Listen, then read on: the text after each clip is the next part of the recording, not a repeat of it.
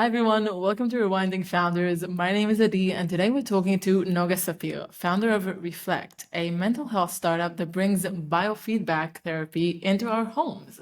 Noga, how are you doing today? I'm doing great. Thank you for having me. Of course. So, first things first, how did you get into entrepreneurship? So, I think I got into entrepreneurship the same way many founders do, which is beginning with my own problem. I wanted to solve something for myself, which I think is very common. And that was my own anxiety. And that's where the story is kind of similar to many entrepreneurs. And then it becomes kind of unorthodox because my anxiety led me to study neuroscience. I wanted to understand the mechanisms behind what's going on in the mind and body, how when I'm anxious, my body just shifts to this survival mode, even though there's nothing to be really scared of, and how when I have a panic attack, my heart rate can go up to 170 beats per minute while I'm sitting down. And I went to study neuroscience. I finished my first degree, and I didn't want to be an academic. So I took a pause and thought about what I really want to do. And the surprising answer was, I want to go study textile design. My grandma had taught me how to knit. I was very crafty. I love doing things and creating things with my own hands. And I didn't want to be in the lab. I wanted to do something of my own. So I did a 180. I went to study textile design in Chinkal, which is the leading design school in Israel. And I thought I put the neuroscience world behind me. But then in my final year in school, I had to choose a project to take part in to do my final project over a year. And it somehow all came together. I wanted to take textiles and put it into a product that can help me with my own anxiety. So I thought back to my neuroscience studies and I thought about biofeedback. And biofeedback is really a cool therapeutic method, clinical method, where the mind and body meet. It is measuring physiological signals from your body and showing them to you in real time. And that makes you able to learn how to control uncontrollable and unconscious processes. So in biofeedback for stress, we measure physiological stress and we display it usually on a monitor. And we learn how to adopt mental strategies to change what's happening in our body. And through that, we can calm our mind. So I thought, this is really cool. Maybe I can use textiles to measure and create an experience around it, because biofeedback, usually you do it in a clinic. You go to meet a clinician, you hook up to a monitor with electrodes or clips and wires, and it's kind of a stressful experience in itself. And I wanted to create something that's really soothing. So I created this prototype, and I didn't know it was a prototype at the time, in my final year at school, of a knit object that you hold in your hands that measures real-time physiological signal. And it was measuring it. It was a walking prototype and displaying how calm or how stressed you are through changing LED lights. So in my final year at school, what happened was I created a walking prototype for what Reflect became. And I didn't know it at the time. I didn't know this was going to be something I would be working on for years. I thought this was my final project. I'm going to show it at the final exhibition at the end of the year and then become a textile designer.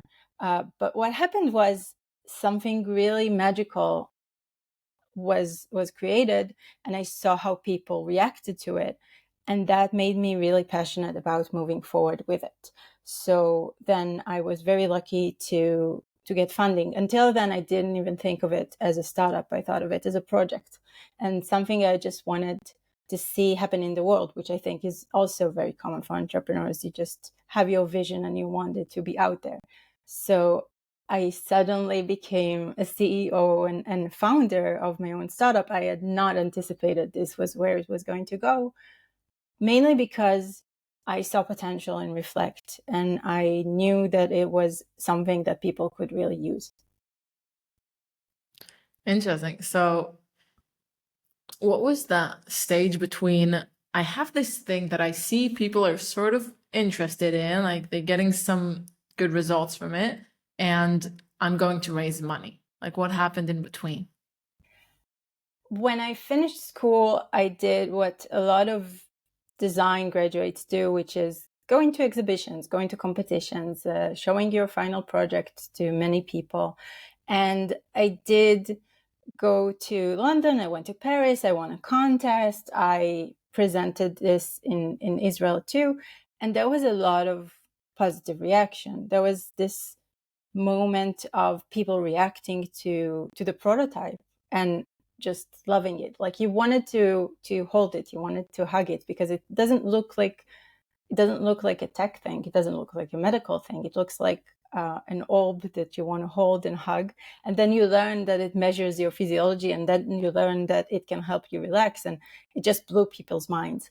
And so for the first, I think, year and a half after school, I just kept working on it on my own while still holding my tech job, working full time, and just wanting to develop it. And the cool thing about, I think, the startup community and people in Israel specifically, because it's so tiny, people are really open to talking to you and helping you out. So I would talk to someone about this and how I want to develop it, and they would say, you should talk to, there's this really cool person who is involved in that.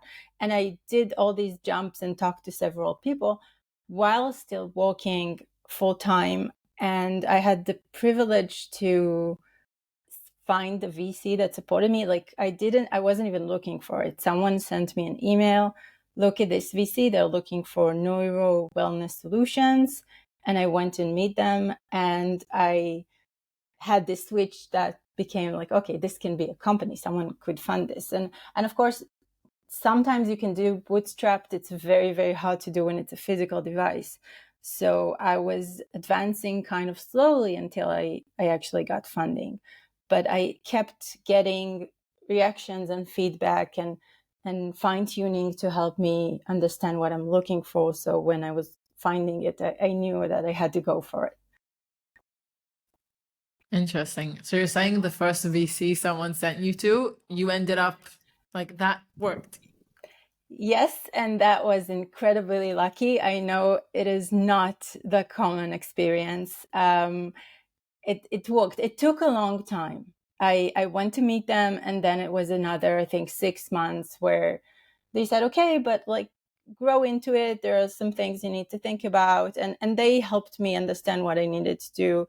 And I think at some point we said, let's talk later, and then reached out after 6 months. So it took a long time until I came on board, and I was actually the first portfolio company of that VC. It was an incubator for neuro wellness solutions. And I don't think they expected a textile student to walk into the door with something that I knit in school. So it was surprising for both sides. It took a long time to launch the startup, but it was the first VC I ever went to. It was incredibly lucky. They were looking for wellness solutions that are geared towards everyone, so not medical devices, but consumer products that are that have some science in it, that it's not something completely random, but something that has science backing, and that are geared towards helping people feel better. So without meaning it, I really ticked all the boxes, and it was a really good fit. Perfect. Did you never think you'd be going into entrepreneurship before that? Like, was it just like something that happened? Definitely. I had no idea what I was going to do. When I did the switch academically, I knew I didn't want to pursue neuroscience. At the time, neurotech was not really that big of a deal. So my option after finishing my bachelor's was going into master's and going into PhD. And I knew I wanted to get off that train. I didn't know where I would land, and I just was looking for something I would be passionate about. But then I went to study design, and being a designer is also something that is very, very hard to build. And somehow it all came together. And I think at no point during that time, I knew this was going to be a startup until one day someone sent me an email about this VC. That's so interesting. What surprised you about entrepreneurship that you didn't think would be this way? I think the most surprising thing for me after being in this for 6 years is the constant learning. You never stop learning. Every day you deal with something new, every day completely new that you didn't know you would have to be dealing with. And it's really challenging, but it's never boring. And I love this. Sometimes I hate it, but most of the times I love it. You just constantly, constantly keep learning. And how confident were you in the beginning when you say you got the first money or you went into the first call with a VC and you know that now it's not just sort of proving to yourself or building this thing, it's more like I have people who are relying on this also. Like how did that feel? It was scary, for sure. I I really didn't envision myself getting to the place I got to, and I wasn't sure if people were going to be impressed. I wasn't sure if people were going to believe in it. But I think what kept me courageous was that I believed in it. I had a lot of passion, and I saw the potential in the product that I wanted to launch in the world. So it was I wasn't that confident for sure, but I kept getting positive signs, and those are really important to pay attention to, that people do understand what you're saying and do believe in your vision. And that gives you the confidence to go on. What were some of the positive signs that you saw back then that made you think, huh, like I've got something here? People reacting to the prototype, for sure. There was this pivotal moment after I finished school. I was invited to a festival in Tel Aviv that was about innovation and digital products, and I had this stand in the middle of Rothschild Boulevard, and I had my 4 little prototypes that it took me a year to complete. That was my project, but became a prototype. And I just saw people interacting with it, and the boulevard was filled with people and filled with projects and filled with cool products. And I had so many people around my little table just really immersed in the experience that I created, that it just flipped some switch for me that was like, wow, this is really cool. People are really reacting to this. And I think this is something that should be out there in the world. And I have the photos to this day of tons of people just holding the orb, and the orb lights up. So they are focused and the light hits their face, and it's like so busy and so filled with people. And it was just really, really special. Or what point of the startup was that? That was before it launched. It was still in that time after school and before it became a company. Interesting. And what would you say is different about you throughout this journey? Like, because I'm assuming the person you were back then is quite different than who you are right now. Yes, I think for me the interesting thing, and I think it sets me apart from some founders, I came into this from my own weaknesses, not really from my strength. I had to say, I have anxiety and this is why I built this. And I have to put myself out there. And this is my story. And I wasn't necessarily aware that I would be constantly sharing my story, but I was okay with it. And it was something that I needed to decide to do. And so I think it changed the way that I regard my weakness, that I now find power in anxiety. And I love something that someone told me once. It's not courageous if you're not scared. If you're not scared of it, then you just go ahead and do it. But if you're scared of it and do it anyway, then you need courage. And this has become sort of my mantra. I'm anxious. And then I started a startup, and that has always been kind of the joke in my company. Noga had anxiety, so she started a startup. How crazy is that? But being scared and doing it anyway has been something that was really and is really important to me. And so, for instance, talking in front of people scares me, and I do that a lot. I hate flying. I really hate flying. That's one of the worst things that I can do, but I do it anyway because it's important for the startup. So I think that changed the way that I regard myself. And I think that it gave me power to understand that, yes, these are my weaknesses, but I do it anyway. And so they become my strengths. And I think it also really means it's a way to connect to people that is really important to me. All the people today in my team have come from some personal story, not necessarily anxiety, but they found their own connection to the product and the work we're doing. And it's so important. So being open about your weaknesses is something that lets people in. And I think that may be sometimes unusual because founders and entrepreneurs always have to be really sure and present themselves like they know what they're doing. And I feel like sometimes I go, I'm not sure I know what I'm doing, but I'm doing it anyway. Interesting. And to add to all of that, you're actually on this journey alone because you're the solo founder of the company, right?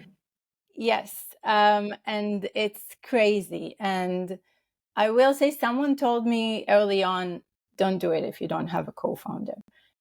But I didn't find the co-founder that at that time, and I really wanted to do it anyway. So I went ahead and did it, and I'm not sorry for 1 second that I didn't heed that advice. It's very hard to be a solo founder, and you have to find your strength in the people around you, in your family. I have a very supportive partner, and in the team. I have an executive team of people that share my vision, but still at the end it's me at the top having to make all of the decisions, and it's always very difficult, and you have to rely on help, but eventually it's my baby. And I think it was meant to be this way because eventually this is a product that someone who has anxiety, studied neuroscience, and then studied textile design and had a career in tech could create. And I don't think, and I don't want to sound like too, I don't know, I don't want to like toot my own horn, but it's my product. Like it came out of my experience. Interesting. What do you think are some struggles that someone who is founding a startup on their own has that maybe someone who has co-founders experiences differently? You're alone at the top. You have to make the decisions eventually. You surround yourself with people and advisors and help, but in the end you will have times where you're sitting in a room and everyone is looking at you and you have to make the decision. And I I think I gravitated towards that. And again, I can say that it's from kind of from my own anxiety journey. Being in control is very important. So you have all the control, but it is a lonely position to be in. So you have to be very open to listen to advice and to think about what other people are doing and what they tell you. But eventually, you're by yourself, and it's definitely something that's difficult to do. And also we have to take into account that a lot of VCs don't like it. Some may just look at you and say, oh, we're looking for co-founders. We don't like to invest in solo founders. But when you believe in it enough, you find people who will believe in it too. Interesting. Do you do a lot of like networking stuff, going to events, stuff like that, or are you mostly product oriented? Like, how do you balance your time? I definitely began as very product oriented, and then I realized that you have to do networking and you have to meet people. I don't always necessarily enjoy it. I'm definitely an introvert, and being in a room with many people, having to go up to someone you've never met before can be intimidating. But I found the ways that I can do it, and it's been incredibly helpful. Like I said before, like you never know when you talk to someone and they suggest you talk to someone else, and have had so many interesting and impactful things come out of just chatting to someone. And this is one of the things I most like about entrepreneurship, the serendipity. You just don't know. You start talking to someone and you just don't know what's going to happen. And it could happen after a year and it's happened to me. Like I was talking to someone getting feedback about the product or about the company, and they suggested I talk to someone else, and that chain led to someone after 1 year reconnecting with me and directing me in some direction that was super important for the company, and you just don't know it in advance. So you have to put yourself out there and you have to talk to people. And the good thing is that everyone is nice. And I try to pay it forward. So, of course, if anyone wants to talk to me or grab coffee, I'm always very happy to do that. And it took me a while to understand that I have something to give. In the beginning, I was the one always asking for advice, asking people questions, and trying to learn from others. But you go through this journey and you realize that you also have insights that you can share, and people that are not as advanced in the journey as you are. Even though I still consider myself a very early stage startup, we're still a small team. We're still looking for product market fit. We're still finding our how to launch, how to market our product. We're still finding the right customer balance. And still, I've gone through stuff, so I can share that with others. And I think it's really, really helpful. And it has to be there, especially when you're a solo founder, but not necessarily. You have to be willing to put yourself out there and talk to people. And yeah, I just couldn't recommend it enough. That's really interesting in my opinion, how I guess it's in any field, but especially I see it in founders. When you're starting out, you're in this mindset of, I guess it actually divides two different groups of people. Some people feel like they have a lot to teach from the start, which is a really interesting persona to me. But then the majority of people are like, I'm a beginner. Like, I can't teach anything. I'm learning. And then time passes and time passes. And at some point, someone asks you something and you realize that your answer is pretty smart. Like, not everyone can give that answer. Like, you know what you're talking about. And it starts this cycle of, oh wow, like I do have something to give. And I would see how, in your case, especially coming from so many, like a lot of knowledge independent of entrepreneurship, and then the way you implement it in like the product and everything.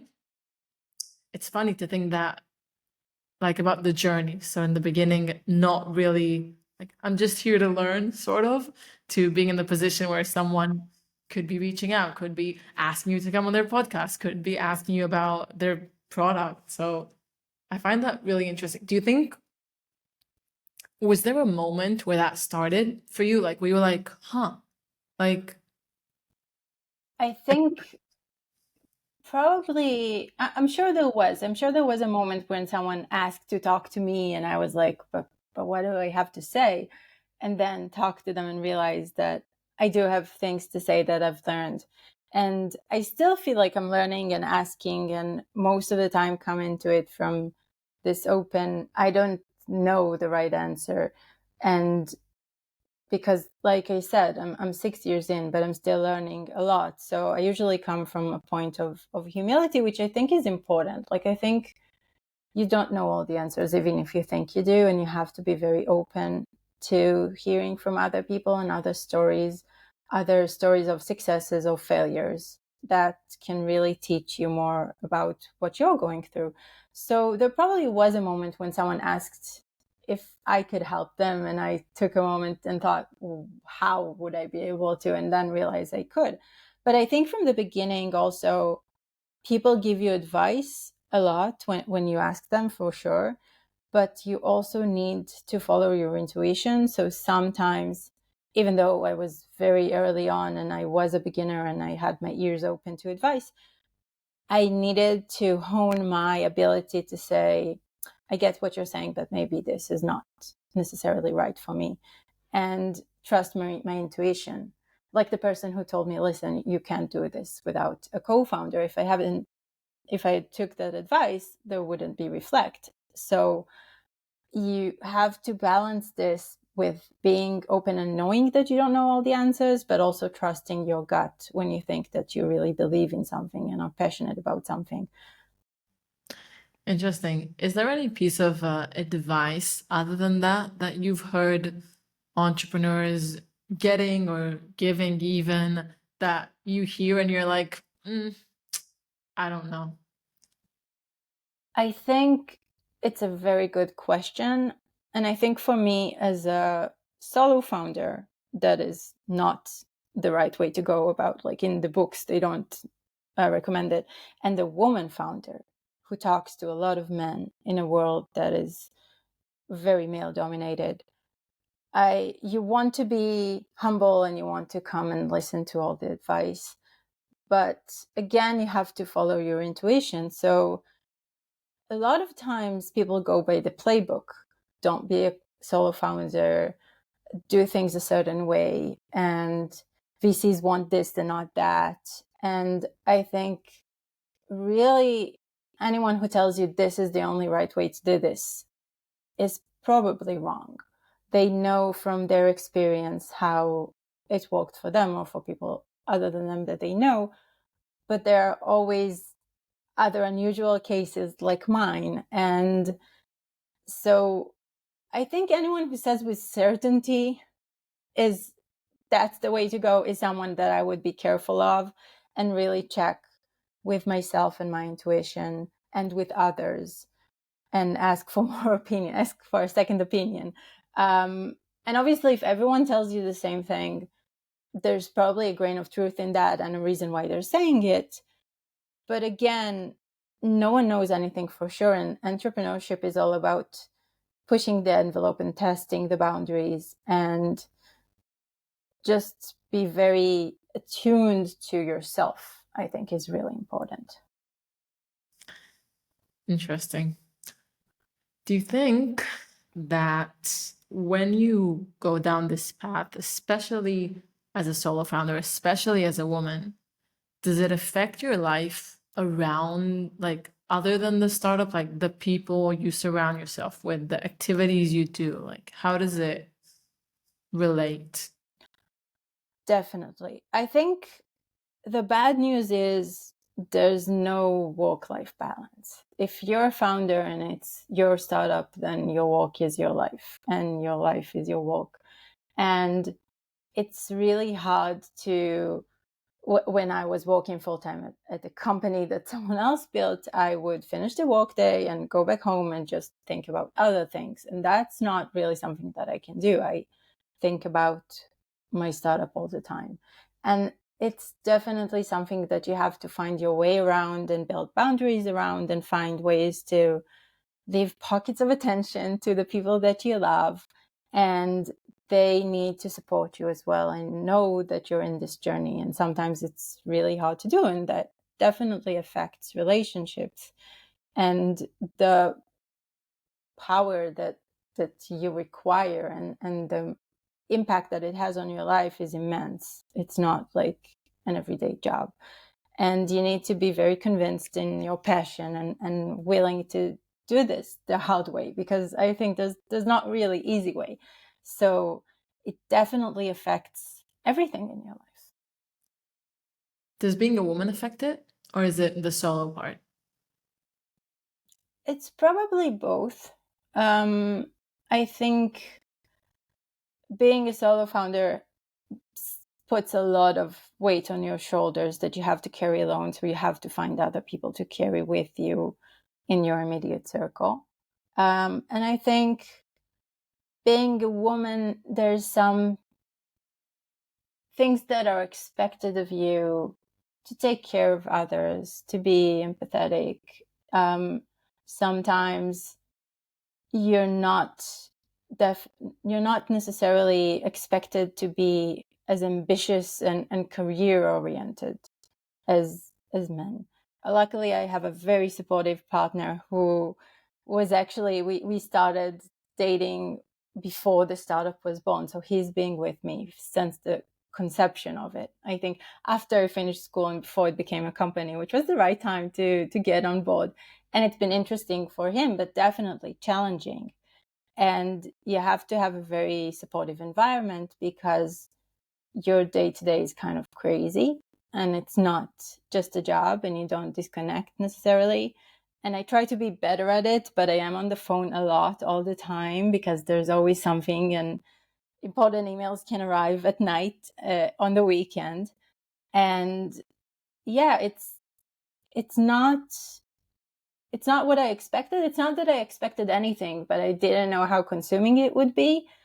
But when you're passionate enough about what you're doing, it's a price you're willing to pay. And if the people with you also believe in you and in what you're doing, then you find the strength to do it together.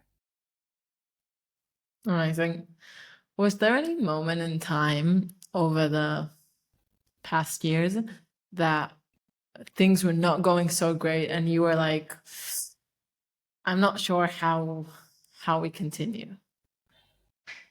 I went through pretty much, all the struggle, all the crazy things that the world keeps hurling at us. So we had COVID just as I was going into production, and that stirred everything up, and the supply chains were crashing and trying to get the product out. And also I remember people saying, oh wow, you have a product that deals with stress. It's so sad that it's not ready in time for COVID, because we're still manufacturing, and people were saying this could be so relevant for people during COVID because everyone is so stressed. And I was like, I'm sure there's going to be more stress along the way. And there has been. And times in Israel are always very crazy. And then the past year we've been in a war, and that through everything, it's very, very hard to fundraise. It's very hard to keep your mind on it because there's a lot of uncertainty. There's a lot of sad things going on around you. And it was interesting for me because what happened when the war started, the first week after October 7th, I was just shaken like everyone and just freezing and like sitting in front of the TV, not sure what to do. And it took me a week to say to myself, hey, I have a product that deals with stress and anxiety. Maybe I can do something to help. And I called up my chief scientist and said, do you think maybe we could help out with Reflect?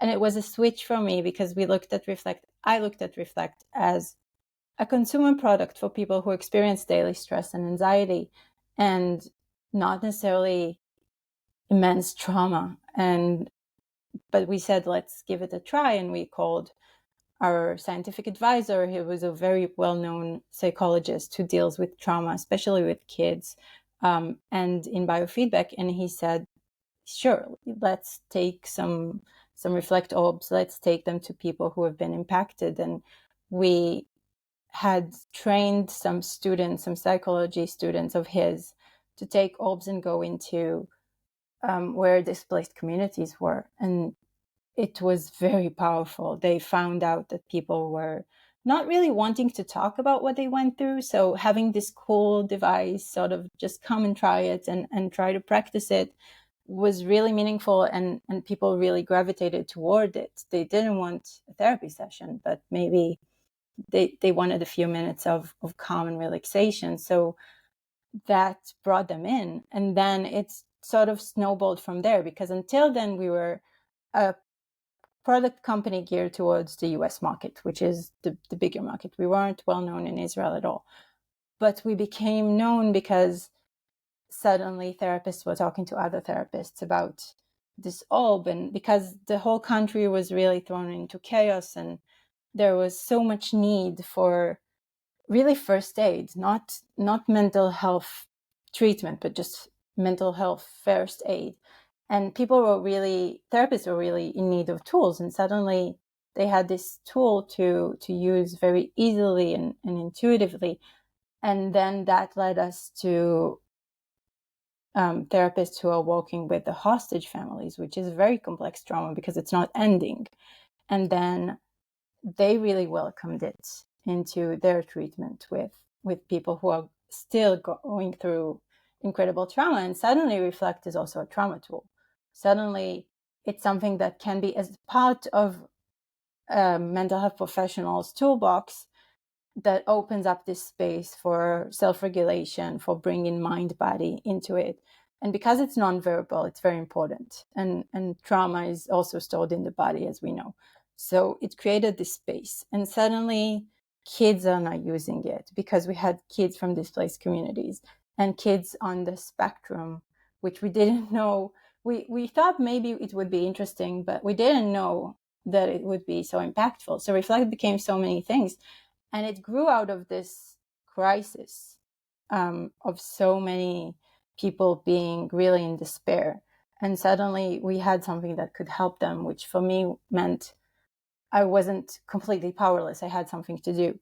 And I thought that was beautiful, but still it's very like you're trying to help out people. And we did a donation drive and we donated a lot of ops, but we're still a for-profit company trying to keep its head above the water. And fundraising in war is extremely hard. So we still deal with that. It's still a very, very difficult time, but you find in it the reason to keep going. That's so interesting how like you found a way to really help in a time where it was needed. And then like it makes me wonder, is there a way where, because right now I'm assuming a lot of these things were voluntary and you were helping and all of that, and then you are a for profit business. That's like, has it made you look at new directions of how to uh, market or sort of frame the product? Or for you, the way you see it right now, it's something that you're doing for the good, but not necessarily a direction you'll keep going. So if I made sense. Yeah, it definitely made me understand the potential that I didn't know was in the product. I thought it was a consumer product for everyday stress, and now I know it can be a tool within treatment and with people with ASD, people with PTSD. So definitely it has opened my eyes to the possibility of doing more with Reflect. It's also led to research opportunities because now we have a very large study going on about mental health crises in the community. So not necessarily people who are diagnosed, but people who do go into clinics seeking help, and how Reflect is a tool that can help them. I will say that when we launched initially, we launched for end users, and very quickly mental health professionals found us and talked to us because they understood what biofeedback is. They understood why it's different from everything that they knew before, and they wanted to bring this into the clinic. So we knew that we had this communication channel with professionals. And if you look at the website today, we have this professional bundle for clinics. So it definitely became something that I may lean more into while I'm still doing the consumer side. I think, and this is where I think the product really speaks for itself, because opportunities keep finding us, and organizations want to work with us and clinics want to work with us. And the B2C world has its own advantages and disadvantages. So it's always very, very hard to hack. So we have to find a balance. And we may be slowly or gradually pivoting towards more B2B2C work, but we're still selling our product online to end users. But I think it has opened our eyes to maybe doing this sooner rather than later, because it was always planned. Like I always planned to start with consumers, to get to people who actually need the product that I can talk to get feedback from them, to build the product with their feedback, and also obviously to get early revenue. But the situation has brought us to working with clinics more, and possibly now maybe schools as well. And it may be happening sooner than I planned, but there is this shift of where the focus is.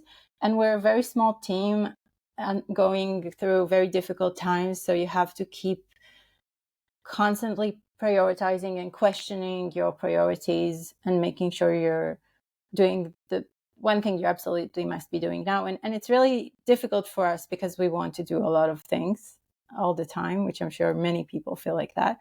And you have to constantly weed out the less important things of the very important things you want to do.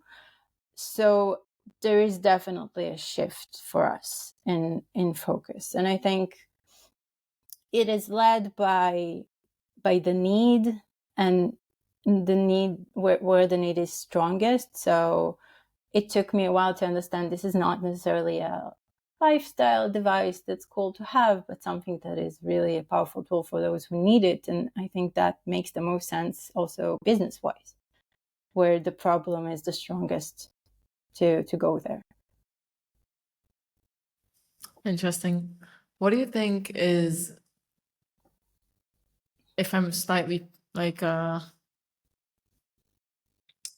jumping to a subject that is related but not exactly, what do you think are traits that are important for founders to have?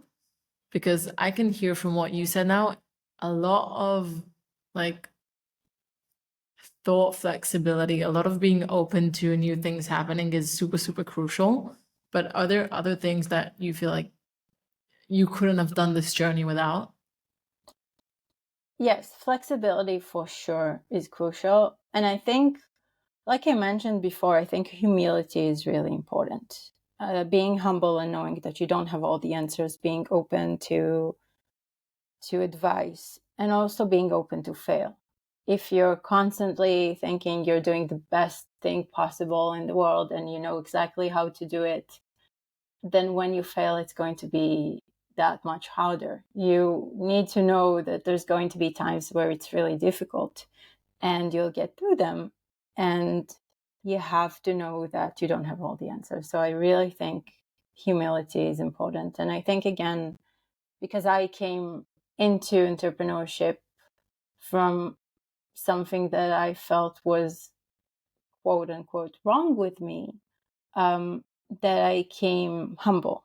And I think it's important. I think many people I talk to think they know all the answers, and are it's good that you trust yourself, but you need to prepare that to find new things about yourself, find things where it's not your strength and you have to lean on others where it's their strength. You don't, maybe there is this perfect person who's good at everything, but most people are really good at some things and are not as good at other things. And it's important to find those strengths and weaknesses, so you grow your product and you grow your startup to be strong. Amazing. Do you have any advice for people who are maybe in the same situation as you are, where they didn't think their life would be about being an entrepreneur, but then they found something that inspires them, that makes them really think about it? Like, what would you tell them? I think I would tell them to follow their passion and find what they believe in. And it's sometimes easier said than done, but and it may take a while to get what your passion is and what you want to do. But I think you're going to be most successful when it's something that you really believe should be out there in the world. And if you were to talk, well, actually, I'll ask two separate questions, but the first one is,